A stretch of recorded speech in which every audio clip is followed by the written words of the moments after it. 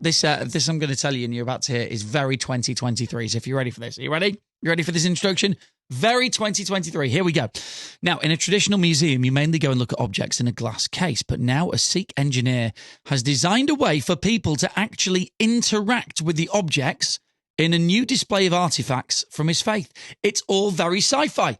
It involves virtual reality. It's very 2023. Suki Hale went along to find out more for us.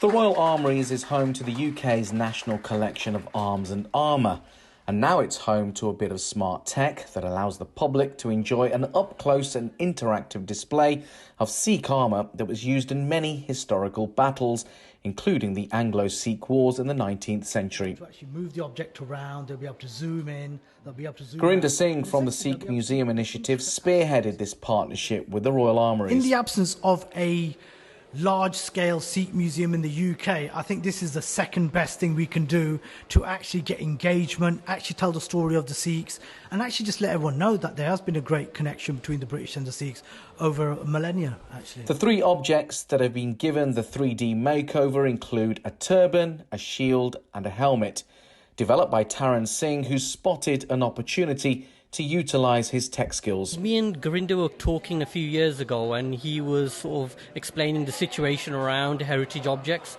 how they're quite expensive to insure, to transport, and a lot of them are not on display. They're in private collections or hidden away.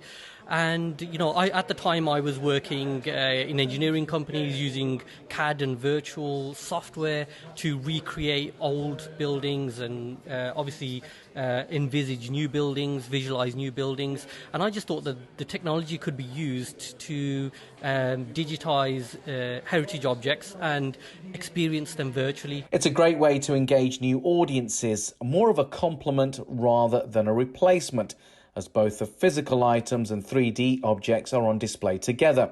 Natasha Bennett is the curator. It's just a different way of looking at these objects and understanding them. All right, it might not be for everybody. Some people still hold true to the very traditional way of engaging with a collection, and that is absolutely fine. We're still catering for that.